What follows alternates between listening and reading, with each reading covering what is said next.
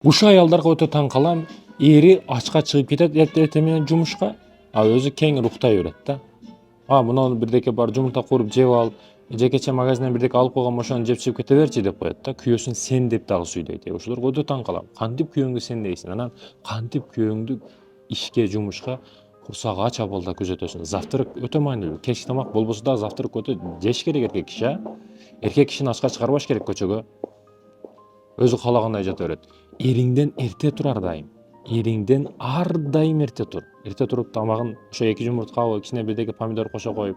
Мисалы мен да үйлөнө элекмин. Үйлөнүп калсам үмүт кылам. Аялым менен мурда турса, эрте турса, ошо оливковый маслага 2 жумуртка куруй койсо, мисал үчүн деп атам. Ошого жетери жок. Анан бул аял киши мисалы колдойм алдыңызда туруп берем деген обедкече укташ деген эмес да. Ошо жөнөкөй темада сен башың иштетпей аткан болсоң, анда билбейм. Эрте менен туруп эриңизди курсагын токтоп чыгарыңыз. Ага чейин нафсин токтоп чыгарыңыз. Бул деген төшөк маселесинде эркек киши ачка көчөгө чыкпаш керек. Төшөк маселесинде зарядтан берип, курсак маселесинде зарядтан берип көчөгө чыгарыңыз. Көңүлүңүз дагы тынч болот. Урматтуу эже карындашым. Бисмилла деп келиңиздер дуа кылайлы. Мен баштап берейин. Бисмиллахир-рахманир-рахим. Ар-Рахман. Аллах Тааланын 99 ысымынан баштайлы. Мен биринчисин баштадым. Я Рахман, Ар-Рахман. Ар-Рахим, Ал-Малик, Ал-Куддус. Сиздер улаңыздар. Ушул дуа ар дайым уланып кетсин. Андан кийин башка дуалар, калимелер, ла илаха иллаллах Мухаммад Расулуллах. Ким не деген дуаны билбесин, ошолорду айтсын, дуа кылсын. Кыргызстаныбызга аманчылык. Жүрөк оорулары көбөйүп кетти. Рак оорулар, сарык оорулар, СПИД, ВИЧ оорулар көбөйүп кетти. Ошолорго дуа кылайлы. Бул нерсеге эч ким акча албайт го бизде. Келиңиздер ошо дуаны. Мына мен баштадым, сиздер да улаңыздар мекендештерим. Канчалык аны күн сайын чыгып атат. Жаш балдар суранып, операцияга жардам керек, ага жардам керек деп. Ошолор үчүн дуа кылайлы мекендешим. Аларга акча кетпейт го. Биз дуа менен жардам берейли. Стресске түшкөндө саякат кылыңыз. Түшкүндүккө түшкөнүңүздө дуа кылыңыз. Эч нерсе кылыңыз келбегенде душ принимать этиңиз, душка түшүңүз. Болсо мындай деле арттар боло берет. Чыгып эле түшсөңүз болду. Ойгото коет сизди. Бир нерсе кылгыңыз келип калат да. Телаңыз, денеңиз бүт ачылып калат. Кайгырганда, капаланганда себеби болсо чечиңиз. Мисалы адам капа болуп калды, же сиз капа кылып койдуңуз, андан кечирим сураңыз же кечириңиз. Маселе чечилет. Эгер сизди тынымсыз бир нерсе ойлондуруп жаткан болсо, ошо ойду дароо тетрадка жазып, чечиле турган жолун, чечилбей турган жолун жазыңыз. Чечилсе чечиңиз, чечилбей турган болсо, Аллага рисковать этип тобокел кылып коюңуз. Ашча ойлордон ушинтип кутуласыз. Башка жолу жок. Эмнеден корксоң ошол жашооңо келет деген сөз бар. Эмне үчүн десеңиз, себеп ал себептерден коркуп атат да. Алладан корккон жок. Алладан корксо, ал себептер эч кандай зыян дагы бере албайт негизи адамга. Ойлондуруп дагы койбойт. Айтайын дегеним эмне? Мен чыгуунун жолун көрсөтөйүн деп атам. Ошо сиз эмнеден коркуп атасыз? Бир проблема, бир түйшүк, бир маселе бар башыңызда же оюңузда сизди кыйнап атат. Баягы тооктордан чоккандай сизди чокуп атат да бул проблема. Бир лист алыңыз, бир тетрад. Айырмасы жок. Жазыш керек. Жазганда мээңди ачып мээңе жазгандай эле болосуң да.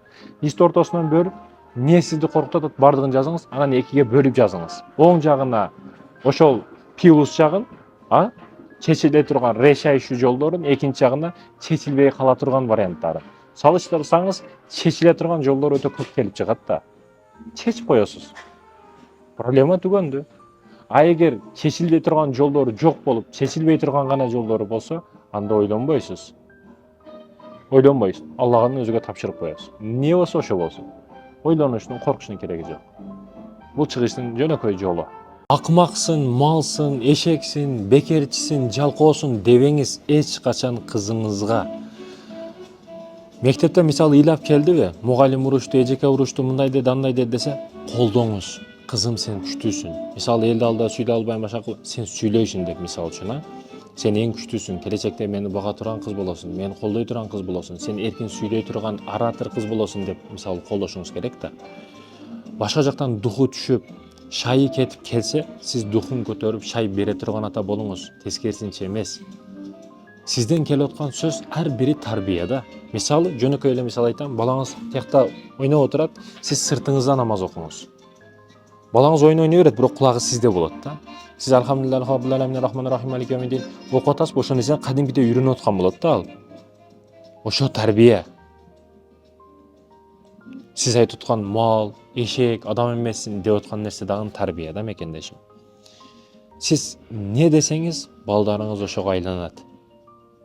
Кээде ачуусунда билесизби? Ооба, ошондоймун деп берет. Көрдүңүзбү, моюнга да калып калат да ал уже. Андай дебеңиз мекендешим. Аялыңды кызганба.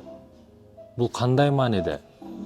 Арузки паризки инна анна дегендей маани эмес. Кээ бирөөлөр бар. Кызганыч маселесин туура эмес түшүнүп алат да. Кеңири базарга коюп коет. Анан неге эркек менен сүйлөштүң, башка темаларда кызганыч баштайт. Үйүңө алып келип кой, өзүң базарга чык, иште өзүң, аялыңды сонун бак. Алып барып келүү маселесинде дагы, мисалы, кээ бир кыздарыбыз турмушка чыккандан кийин 1 жыл болду, 2 жыл болду апасын көрө элек да. Барып келейин десе жөнөтпөйт. Же өзү алып барып келбейт да. Ал байкуш сагынды, тайнесин сагынды, таятасын сагынды, ата-энесин сагынды, бир туугандарын сагынды. Же өзүң алып барып кел кызгансаң ушунчалык. Же жакын бирөөлөрүңдү кошуп жөнөт. Бир тараптуу болуш керек да. Адилеттүүлүк чечими болуш керек. А сенчи 2-3 ай башкача калсаң кандай сагынасың? Аялыңдан баштап бир туугандарыңды. Ошол сыяктуу ал дагы тирүү жан, аял дагы адам. Кызганыч маанисин туура түшүнүш керек мекендештерим. Бул дегени кеңири тойго башка жөнөтүп кой деген эмес. Ошондуктан аялдар кадамын ойлоп басыш керек, сурай турган жерге сураш керек. Анан эркек мисалы туулган күндө только подружка менен отурам деп туруп башка жерлерге кетип калышы мүмкүн, башка кылышы мүмкүн. Эркектин довериясынан чыгып калсаңыз, ишеничинен чыгып калсаңыз, кийин кириш кыйын болот. 100 жылдап эмгек кылып киресиз, бирок бир туура эмес кыймыл-аракетиңиз менен чыгып каласыз ишеничтен. Ошондуктан ойлонуп кадам таштаңыз аялдарга дагы. Эскертүү. Аялдарды эмне үчүн эркек уруп жиберет? Кол кокустан кетип калат, көздөрү көгөрүп салат да кээде. Интернетке дагы бүгүн чыгып жаткан учуру, аял киши эркек киши сүйлөгөн учурда хоп дегенди түшүнүш керек. Макул, ооба, окей дегенди кабыл алганда билиш керек аял киши. %90% тилдин айынан адамдар тозукка кирет. Бул дүйнөдө %90% ажырашыш, уруш, талаш, башка тилден. Керек учурда эркек өзүн кармай албай калат, керек учурда аял тилин кармай албай калат. Аялга кутулуунун эң жакшы жолу, же тутулуунун дагы эң жакшы жолу бул тил болуп эсептелет. Тилиңизди тыйыңыз, тынчтыкта болосуз, рахатта болосуз, бактылуулукта болосуз. Күйөөңүз бакырып атат, кээде нерв чыгып калат, жумшатып, эркелетип коюш өтө оңой. Алдап коюш өтө оңой эркек кишини. Кичине акча көрсөңүз эле дароо акчасын сурап, банкрот кылып түгөтүш ойлобоңуз. Дароо бирдекесин көрө койсоңуз, жакшыраак маанайын көрө койсоңуз, маанайын түшүрүп бирдеке сурайм деп ойлобоңуз. Куунак көңүлүнө чогуп бактылуу болуш үчүн жаңы бир эшик ачыңыз. Ачып турган эшикти дароо бар дуп этип жаап койбой, дүп үйүп көчөдө калгандарга окшоп. Сен анын түшүнө турган эң жакшы жакын адамысың. Сөзө турганды бил. Кээ бир нерсени ооба деп кыламын де, кылам дегениңден кийин ошол нерсени кыл. Же башынан кийин эле кылбайм. Мисалы үчүн бир жерге барбайм дедиңиз да, эриңизге барбашыңыз керек. Bir gün қалғанда болды, мен кетем, учам, самолетқа бекер билет чыгып қалды, машина бекер болып қалды деп кетіп қалам деп ойлоңуз. Ар кимдин таркиби менен, ар ким ичине парлап койсо, үркүтүп койсо, чочтуп койсо, барам деп албаңыз. Сөзө турганды билиш керек. Же кылам де, же кылбайм де. Мисалы сүйлөп берем дедиңби, сүйлөп бер. Чозуу убакытты чубалашып жеш бала эмес да ал сага. Сүйлөп берем дедиңби, сүйлөп бер. Болсо сүйлөбөйм деп башынан айтып коюш керек адам, ора кылбай. Ошондой экен. Жыпырык болгон токтотуш керек, серьезно караш керек мамилеге. Ооба дедиңби? Ооба бол. Жок дедиңби? Жок бол. Аялдарга өзгөчө 3 эскертүү. Биринчиден, көзүн сактабаган аялдан денесин, иффатын, көзүн сактаган кыздар төрөлбөйт.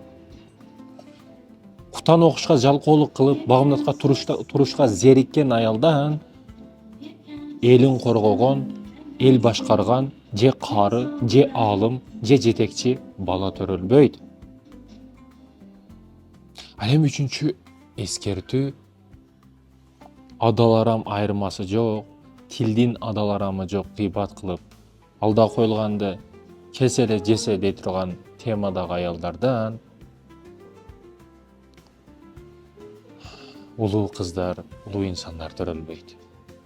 Кыргызстанда рак өтө көбөйүп жаткан учуру, Индияга кече жакында барган учурубузда больницада көпчүлүк кыргыз, өзбек, тажиктер келип атат. Не себептен десеңиз, мусулман өлкөлөр, мусулман мамлекет, мусулман элдер, момундар неге тынымсыз ушул рак сыяктуу жүрөк ооруларыдан жабыркап Туркияга, Индияга ар жерге операцияга барып калды десеңиз, негизи мусулман жүрөктөн, мээден эч качан оорубаш керек экен дейшим.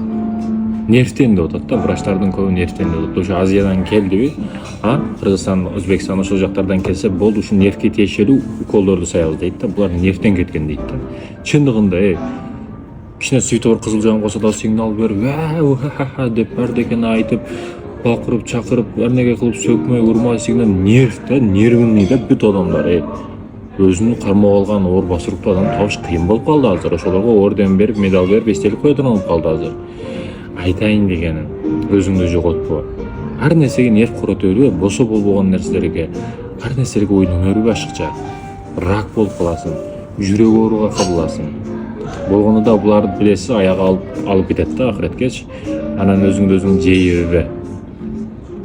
Баягы семен тас коюп койгон бетондор болот го, сыдырылып түшө берет. Ойлоруң ошондой, ошол сыяктуу. Сени сыйрып, эртең алып кетип калат. Ошондон жүрөк ооруларына, мээ ооруларына, рак сыяктуу оор ооруларга чалдыгышты каалабасаң, анда өзүңдү карма. Болбогон нерсеге, себепсиз нерселерге баш оорутпай эле кой. Дүйнөнүн жүгүн желкеңе коюп көтөрө албайсың. Ишенип кой, көтөрө албайсың. Аялдарга арыкташ үчүн эң жакшы диета, өз ойлогон 47 килограмм, өз ойлогон фигура, өз ойлогон сулуулукка бул диета аркылуу жетишет сөзсүз түрдө. Кээ бирөөлөр 5 күн кылбады, кээ бирөөлөр 10 күн кылбай эле чоң ийгиликтерди багындырып аткан учурда бул диета менен. Бул диета кандай диета? Нени жебешиңиз керек? Пловду токтотуш керекпи? Бурдак токтотуш керекпи? Шашлык жебей коюш керекпи? Жок. Каалаган нерсеңизди каалаганча жей бересиз. Бирок нени токтотосуз? Биринчиден гыйбатты токтотосуз. Ар дайым колуңузда тасбih болот. Бирөөлөрдү ушактагандан көрө зикир менен алек болосуз. Субханаллах, альхамдулиллах, ла иляха иллаллах. La ilahe illallah subhanallah kuntu minaz zalimin. Albatta men өзүмө зулум кылуучуларданмын. Ар дайым колуңуздан тесип түшпөйт. 40 күндүк диета бул, 40 күн. Уланат. Гыйбат кылбайсыз, ушак кылбайсыз, бирөөгө карата жамандык каалабайсыз. Качан карза кирип кетсеңиз, качан проблемалар көбөйүп кетсе, күйөөңүз айтканыңызды кылбай койсо, бул жакшы мааниде айтып атам, айтканыңызды кылбай койсун дегенде. Көп оорулар келип атса, күйөөңүздүн иши жүрүшпөй банкрот болуп калса, карзан чыга албай, семьяңыз бүт баткакка батып калган учурда ушу диетаны кылыңыз. Сиздин беркеңиздин айынан семьяңыз чоң бир ийгиликке жетишет да, карзан кутулат. Банкрот болсо ал жерден чыгат. Бисмилла деп баштайсыз. 40 күн ичинде 40 күн түнүндө тахажжудту калтырбайсыз, атайын уктап туруп турганыңыз эң жакшы. Уктабай деле уктандан кийин, 12ден өткөндөн кийин окусаңыз өтө жакшы.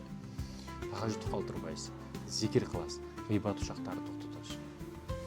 Урматтуу эже карындашым, бул диета сизди весиңизде да ташташыңызга, сулуу болушуңузга, нурдуу болушуңузга, анан ийгиликтүү болушуңузга себепчи болот. Бул диетанын аты жок, атын өзүңүз коюп аласыз. Кето диета эмес. Үйлөнүү өтө жеңил. Нике кыйыш болду, үйлөндүң, никең адалың ал. Бирок той кылыш өтө чоң проблема да. Бүгүн умрага барыш оңой, $1000 менен барып келесиң. Бирок умрадан кийинки бул жактагы эки куданы чакыр, 50 кошунаны чакыр, аларга зыяпат, той кылып бер, башка кылып бер, умра той, ажы той деп умрага баргандан көрө умрадан келгенден кийинки ысырап бизди кыйнап коюп аткан учуру да. Бир айылга бардык. Айылда чоң апа, чоң эне менен көптөн бери балам акча чогултабыз. Сиз жаш кемпир болсоңуз, чал болсоңуздар, не кыласыздар мынча акчаны деп сурадым да. Сурасам баягы байкуш ата-энелер, апабыз, атабыз Өлүштагы акча деп жооп берди да. Өлгөнүбүздөн кийин балдарыбызга оорлугубуз келип калбасын, ошондуктан акча жыйнайбыз балам деп айтканы. Чындыгында мекендешим ойлондурат. Бүгүн өлүш дагы акча болуп калды да. Ошо биз эл көрсүн не дейт, эл эмне дейт, башка дейт деп жашап жатканыбыз өзүбүздү кыйнаш эле болуп калды да. Чындыгында ушундай. Өтө оор маселелерден. Жеңил жашаган эчесин мекендешим. Бирөөнүн бир тууганы өтүп калып, иниси өтүп калып, боору ооруп, жүрөгү ооруп турса, анын барып коюн эчкисин жеп, кайнатып, бир дарт үстүнө 2 дарт кылыштын не кереги бар? Ысырапты токтотолу мекендештерим. Ашыкча чыгымды токтотойлу. Негизи өтө жеңил жашообуз. Өзүбүз эле кыйнабасак болду. Үйүң жок. Мен ушундай таң калам ушундай адамдарга. Бир комната үйү жок, 500 000 сом ысырап кылып, тойга, анысыга, бунусуга деп той кылып жүрөт. Сен үйүңдү ал, сен эртеңки жашооңду ойло. Не кыласың чыгашаны? Эртең сени катының мерими кылып бердиң, мынандай кафеде той кылып бердиң, мынандай шакеке алып бердиң дебейт. Эртең кулагыңды ушундай жек, үйүң жок экен, качан үй саласың, өмүр бою жеп өтөт да. Үйүң болсо калганы касосу башкасы меримини 180 жолу кылып кое бересиң үйүңдө. Ошондуктан жаштарга айтарым, ашыкча адамдардын керек эмес ойлору менен ойлонбостон, өзүңөргө керектүү деталь ойлор менен ойлоңуздар. Бизнесменге оңой эмес. Эң кыйыны бизнесменге. Ойлобоңуз, бизнесмен жыргап жүрөт, пулду пырр санап коюп деп эле жүрүп ойлобоңуз. Чындап билесизби, ошо сиз ойлоп аткан, сиз көрүп жаткан көздөгү фондогу жашоого жетип келишин ал иттин күнүн көргөн да. Керек болсо андан да оор күндөр өткөн анын башында. Ал аркасында өтө көп фундамент, өтө күчтүү фундамент болгондугу үчүн ошол сиз үмүт кылып аткан жашоодо касым келип сонун машинаны минип кетип атат. Сиз үмүт кылган жашоодо жашап атат. Жалгыз калды, мусор ящиктин алдында уктады, суукта калды, көлөңгө төшөктүн ордуга сиз жыргап уктап атканыңызда ал көлөңгө ороп уктады. Сиз каалагандай уктап жаткан учуруңузда ал эртең менен 6-да такажуттун убагында барып контейнерин ачып келип күтүп отурду. Ошондой кыйынчылыктар менен сиз жаштыгыңызда ата энеңизди кучагында жыргап, нени жесем экен, жебесем экен деп отурган учуруңузда ал базарга чыгып алып самса кылып 30 сом, пирожка кылып 10 сом деп сатып кыйналып жүргөн да. Ошонун негизинде бүгүн көп ийгиликтерге жетти. Анан бүгүн бизнесменге жыргал, ага кайф, акчаны пыр санап коюп жүрөт дебеңиз. Кыйын. Сиз бир семьяңызды башкара албай аткан учурда фирмадагы бардык адамдарды башкарып атат. Бул чоң жоопкерчилик. Бизнесмен менен жөнөкөй адамдын айырмасы, бизнесмен коркпойт, жоопкерчиликти мойнуна ала берет канча жоопкерчилик болсо. Жөнөкөй адам кичине паспортуңду берип бир жемнеге кол коюп кой десең 100 жолу ойлонот да. Жоопкерчиликтен качат. Күчтүү адам, күчтүү акчаны, көп акчаны каалаган адам жоопкерчиликти мойнуна алганды билиш керек. Эркектин духун сүрүн түшүрө турган 3 адат. Бул жеңил көрүнүшү мүмкүн, бирок чындыгында оор маселелерден. Биринчиден, өтө көп сүйлөш.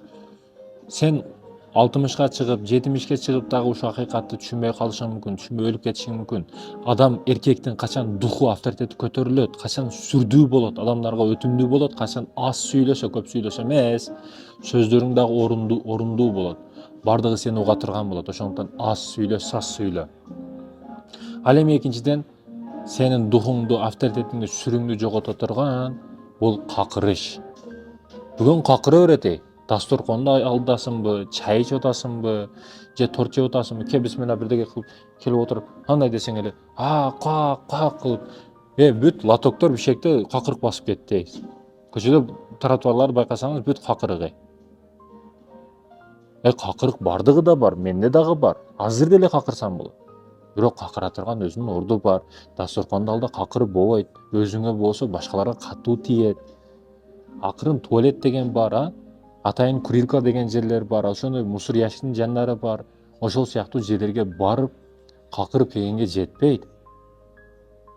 Бул ушул адамдан чыга турган, туалет издеп каласың го. Бардыгынын алдында, дасторкондун алдында зара кылып же башка побочом отуруп албайсың го. Ошол сыяктуу издеп барып таап келе турган жерлериң бул какырык маселеси. Жеңил карабаш керек. Да, кээде күтүлбөстөн жөтөлгөн токтотуп болбойт. Жөтөлгөндө башка да чыгып кетет, бирок бул кечиримдүү. Бирок атайын мүмкүнчүлүк болуп туруп токтотушка кайра какыра бергендер бар да, буларга привычка болуп калган, нас чеккенде сигарет чеккендей болуп калган. Ал эми үчүнчүдөн сени өлтүрө турган, духуңду түшүрө турган бул авторитет эмес да. Кино клиптерде бандиттерди чектире берип авторитет кылып көрсөтүп койгон бул тамеки да. Сен тамеки авторитетиңди түшүрөт. Сен бир тамекиге каршы күрөшө албаган кантип душмандарга каршы күрөшөсүң? Бир нафсиңди жеңе албаган кантип элди башкарасың деген тема суроолор келип чыгат да. Сигарет сени авторитет кылып көрсөтпөйт. Жаштардын көпчүлүк ою кара бейхада тамеки колдода айфонундай ушунда отуруш керек да. Ан пачка фальшивый долларды мынтип бейхана алдыга тизип алыш керек. Аренда машина болсо дагы. Айтайын дегеним мекендешим, эркек бол. Духний бол. Рухний бол. Бул адаттарды кыла бербе. Аялдарга караганда эмне үчүн эркектер красавчигирак, жакшыраак, ойлонбостон татынакай ылайыктуу өзүнүн сонун жакшы кийимдерди кийинишет. Мунун жеке өзүмө карап туруп айта турган болсом, мен урматтуу мекендештерим, биринчиден эл эмне дейт, жамшык эне дейт, анабак эне дейт, бул не дейт, аны дейт, бул не дейт деп кийим маселесиде ойлонуп отурбайм. Эркек киши төм минет, эшек минет, жөө жүрөт айырмасы жок. Ошондуктан формасы авратты жапса, сары болсо, кызыл цветте болбосо болду. Биринчиден, эркектин көп дүйнөсү да болуш шарт эмес кийим-кече маселесинде. Эл эмне дейт, башка эмне дейт дебейм да. Экинчиден ыңгайлуулукка карайм. Эң биринчи формалар, мен кийген кийимдердин бардыгы мага ылайыктуу болуш керек, мени кыспаш керек, кыйнабаш керек. Көчөдө жыртылып кетип, бир жерде эфирде бирдекеде уят болбошум керек. Ыңгайлуулукка карайм эң экинчиден. Чындыгында ошол нерсе негизги маселелерден. Аялдар сыяктуу моданын аркасынан кубайт да эркек кишилер. Жеке мен мода дегенде ачыгы түшүнүгүм дагы жок. Ол мисалы жыртык, жыпырык, индейс кылып көрсөтө турган кийимдер мода боло турган болсо, андай моданын кереги дагы жок бизгечи, чындыгында.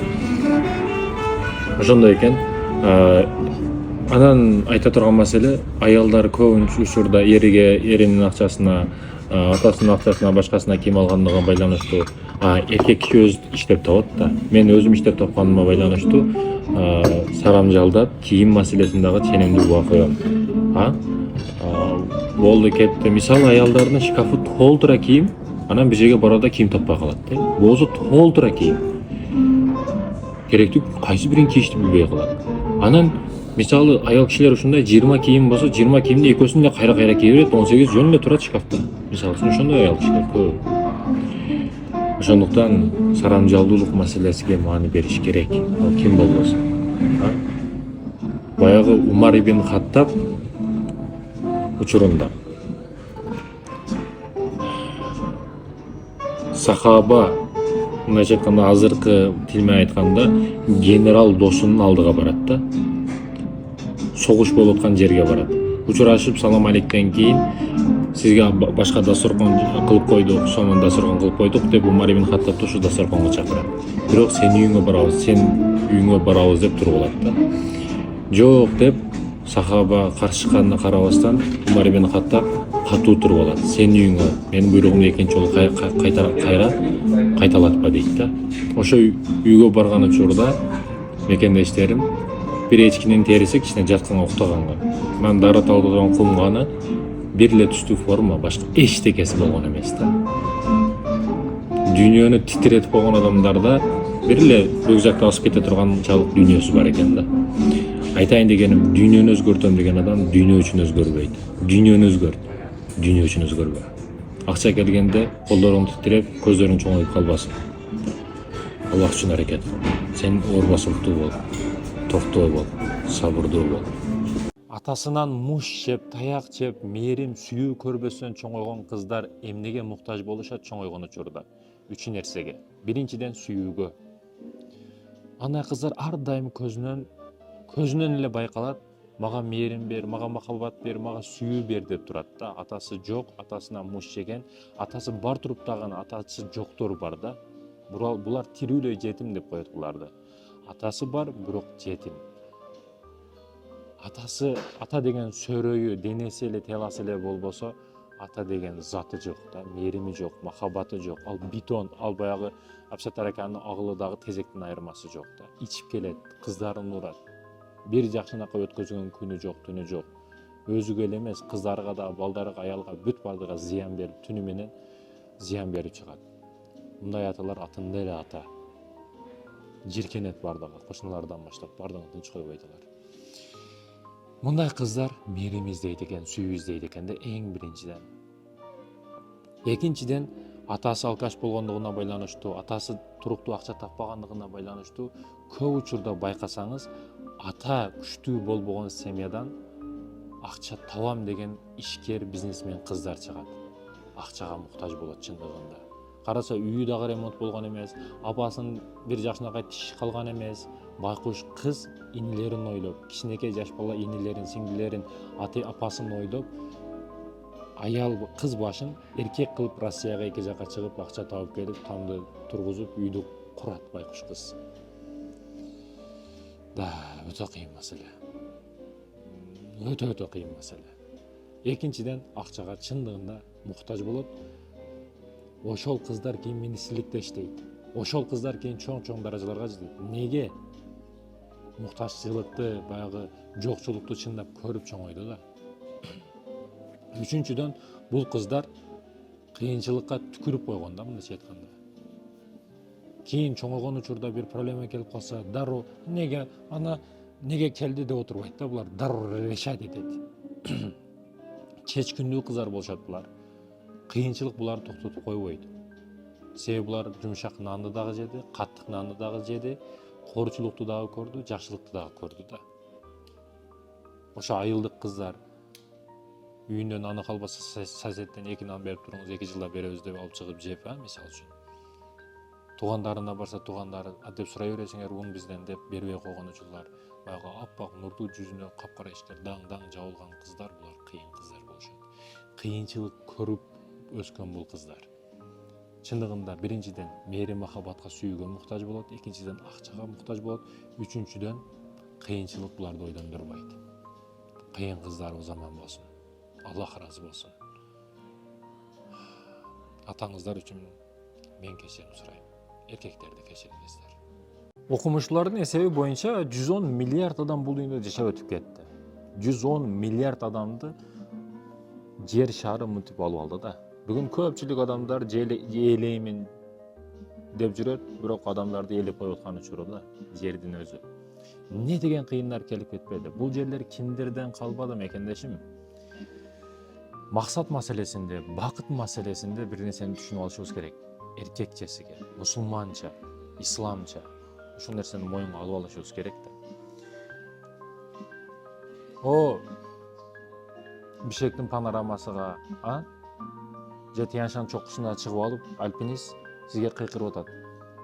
Сиз ошол жака чыгып кетип атасыз да, чуркап эле чыгып кетип атасыз.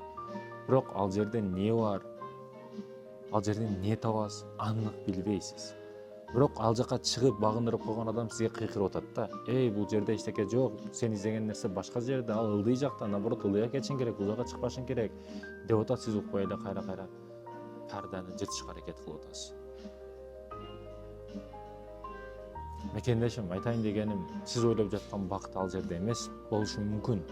Сиз ойлоп жаткан бакыт, бактылуулук 5-7 иш эмес, өзүңүздүн спартыңызда болушу мүмкүн. Сиз ойлоп жаткан бактылуулук 10 этаж үйдө эмес, Истанбулдагы деңиздин жээгиндеги 2 комнат кичинекей үй болушу мүмкүн. Айтайын дегеним, сиз ойлоп албаңыз, чоң нерселер мени чоң бакытка үйрөтөт, бактылуу кылат деп. Жок. Мекендешим, мына 100 жыл аркага кайтайлы. Падышалар жашабаган жашоодо жашадыбыз.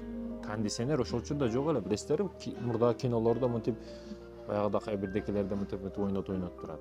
Таза аба келсин деп. Бүгүн кондиционерлер чыгып калды. Ал жөнөкөй кедейдин үй бүлөсүндө дагы бүгүн кондиционер бар. Демек сиз 100 жыл мурдагы падышадан дагы жакшы жашап атасыз деген. Айтайын дегеним, мекендешим, комфорт маселесинде дагы бардык тармактан салыштырып караганда сиз бактылуусуз. Бактысыз кылып аткан өзүңүздү өзүңүз. бактылуу болушка бардык шарт мүмкүнчүлүктөрүңүз бар сизде. Бактылуу болуңуз. Мекендешим. Биз бул кыска өмүрдө жолго чыккан сапардагы адамдарбыз. Мен жолоочу адаммын. Жолдо көрүшөбүз. Бизнесмендерге өтө чоң, эң жакшы 3 кеңеш. Бул 3 кеңеш менен ишиңиз жүрүшөт, аркага кетпейсиз, алдыга кетесиз. Мисалы бир фирманын, заводдун бир жетекчисисиз, мисалы бумага заводуңуз бар. Мынтип байкап 3 этапка бөлүп алышыңыз керек да. 3 этапка негизи бөлүнөт. Буну көпчүлүгү билет, бирок айтпайт башкаларга. Мен айтып коеюн дедим. Биринчиси коллектив, экинчиси команда, үчүнчүсү бандит. Ушинтип бөлүнүп кетет. Команда не десеңиз, коллектив не десеңиз, коллектив урматтуу мекендешим сизди ишиңизге түкүрүп койгон аларчы. Зарплатаны бересиз, иштейт, келет ишини 8-де кааласа келет, кээде келбей дагы кое берет, кечигип келет. Бул мектепке келип кеткен школадагы бала окшош да.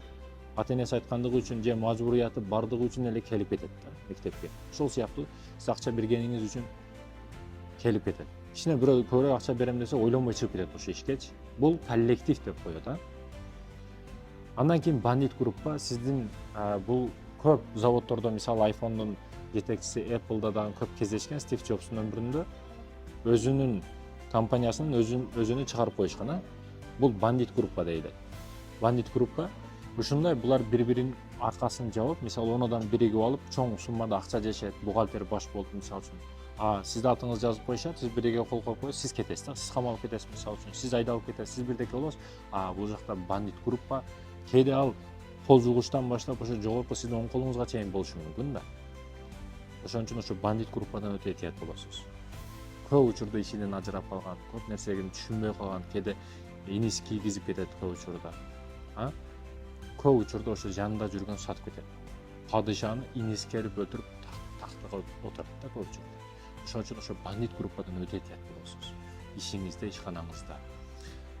Эми үчүнчүдөн мекендешим. Команда бул максаттуу да. Коллектив, бандит группалар, мисалы бирөө кечигип келди дагы магазинге келип бирдеке алып алайын деди. Бирок жок, биз иш убактыбыз болду, түгөндү, эртең келиңиз деп коет да. Эгер ал коллектив болсо, бандит группа болсо. Команда болсо, келиңиз деп түнү 12-де дагы чалсаңыз, түнү 1-де дагы ишиңизди кыла берет. Неге? Команда бул сиз менен бир да. Ошо сиз ойлогон компанияны, сиз ойлоп аткан сонун жашоону элге дагы кызмат, Аллахта ыраазычылык үчүн дагы табыш, анан акча дагы алыш, бардык этаптан чогуу бирисиңер да. Ошону команда деп коет. Сиз ушул ишканаңызда, мисалы чакан ишканаңыз бар, ушул 3 бөлүккө бөлүп коюшуңуз керек да адамдарды.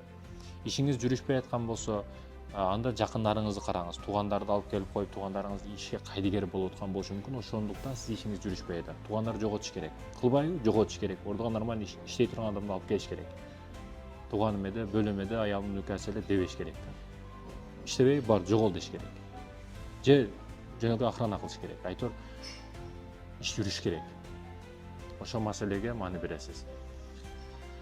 Ошо 3 командага бөлүп, анан ключевой жерлерин, мисалы бир тормоз сыяктуу жерин тебе турган болсо, иштин 40% жүрө турган адамдар бар да. Мисалы бухгалтер, сиздин бүт акча тарларыңызды карайт да. Ошон үчүн ушундай күчтүү адамдарды, эгер командаңыз өтө чоң болсо, группаңыз өтө көп боло турган болсо, заводуңуз өтө чоң болсо, ишчилерди этап комитет бөлүп койсоңуз болот. Ошо негизги ишти бүтүрө турган жердеги адамдарды ошентип бөлүп коюшуңуз керек да. Ошолорго байкоо салып турушуңуз керек.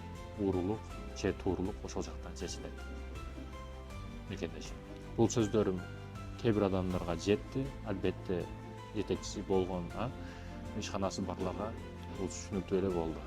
Өгөй баланы кордогон, карабаган ата-энелерге өтө катуу эскертүү.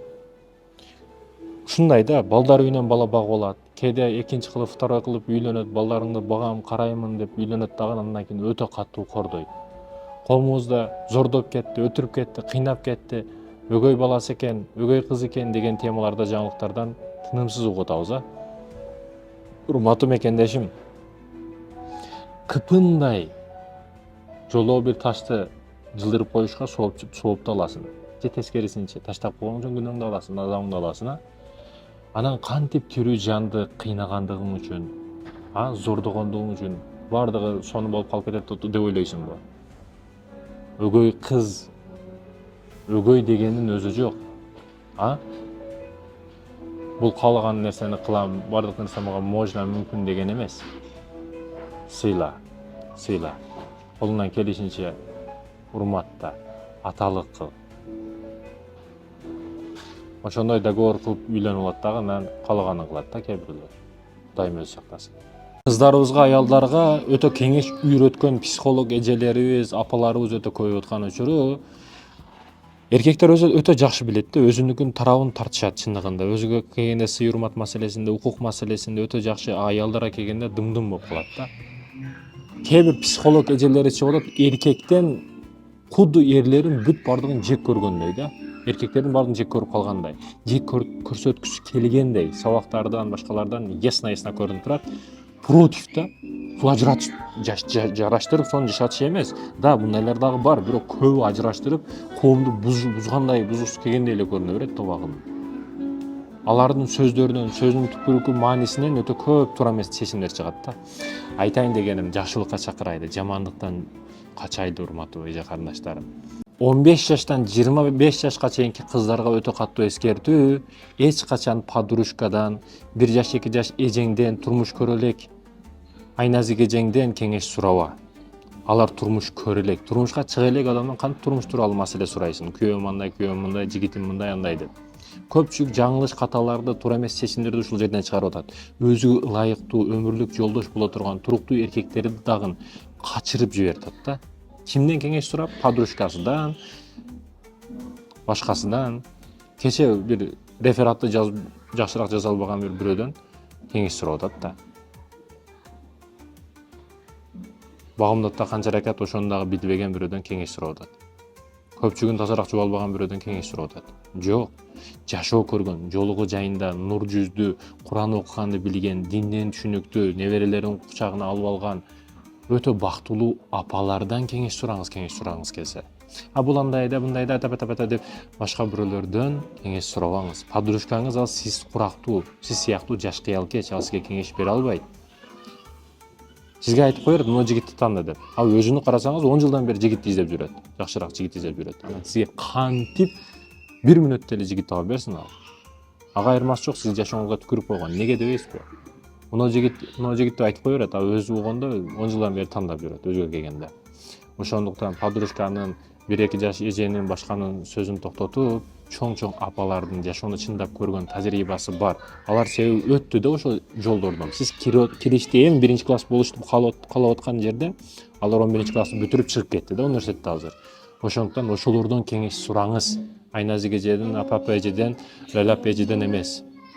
Эркек болуп төрөлүштү мен тандаган жокмун, бирок эркек болуп жашашты өзүм тандадым. Көп семьяларда эркек балдар төрөлөт, бирок эркек болуп жашашты өзү тандашка туура келет. Же катын чалыш болуп жаша, же эркек болуп жаша. Айтайын дегеним, жыныстык мүчө итте дагы бар. Эркексиңби десе, көрсөтөйүнбү дейт го. Жок, көрсөтүшүң шарт эмес. Көрүп эле турабыз ким экендигиңди. Баягы саткындык кылбастан, семьясын бар жоктон камсыздап, аялын иштетпей өзү иштеп, мына ушул эркектер да, эркектик ушул. Анан эркексиңби десе эле көрсөтөйүнбү дегендер бар. Жыныстык мүчө итте дагы бар, бул мактана турган нерсе эмес. Эркек болуп жашаш, эркектик кадыры бакты кармап калыш бул өтө оор маселе. Ошондой экен, эркек болуп жашайлы.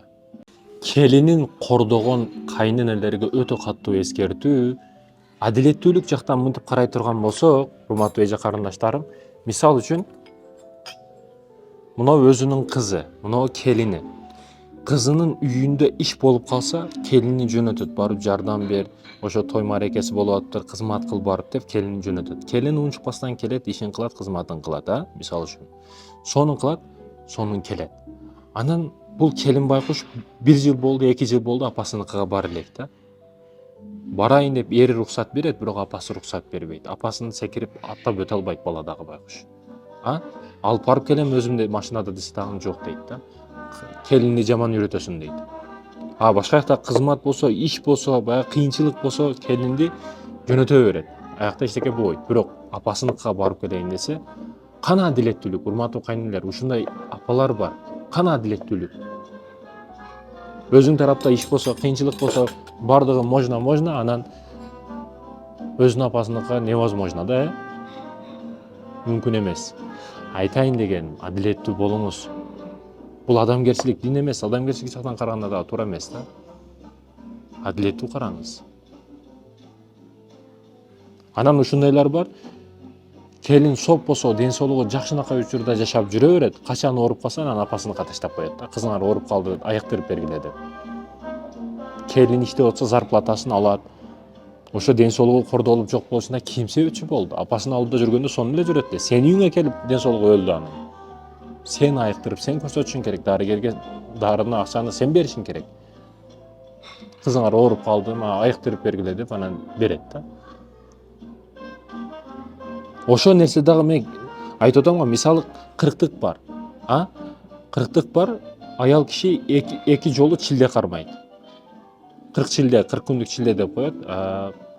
Никеден кийин, үйлөнгөндөн кийин 40 күн жакын болсун, жубайлар деп эки жака чыкпасын деп 40 күн кармайт. Андан кийин төрөттөн кийин аялдын организми кайрадан тиктелсин, гормондордун ордуна келсин, бала көтөрүш оңой эмес, төрөш оңой эмес деп бүт жатындан баштап курсак кирип, жатын кыскарып, айтор бардык ордуна келсин деген максатта 40 күн эс алат жатын. Анан апасынын үйгө алып барат ошол учурда. Апасыныкы алып барып койдуң дегени сен бардык каражаттан кутулдуң деген эмес. Ошол жакта дагы бүгүн эмбанк деген бар, бирдекелер деген бар. Акча керек болсо, башка маселелерди бүт күйөөсү бул жактан чечип туруш керек. Апасы кайненем кылсын дебеш керек, уят болот.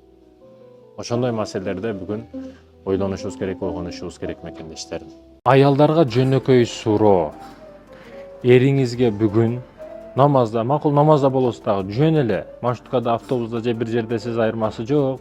Күйөөмдүн иши жүрүшүп кетсин, ден соолугу чың болсун. Ушу бизди багабыз деп жүрөт, Аллахым алтын башын аман кыл деп дуа кылып койдуңуз. Намаз эмес, жөн эле мынтип ичиңизден кайталап койдуңузбу? Ошол нерсеге жарадыңызбы, урматтуу эже карындашым? Акча зарплата күнү чыгышын билесиз. Касса качан колго тийишин билесиз. Ким кылып бер, аны алып бер, муну алып бер дегенди билесиз. Бирок бүгүн дуа кылганга жарадыңызбы? Талап кылганды билесиз.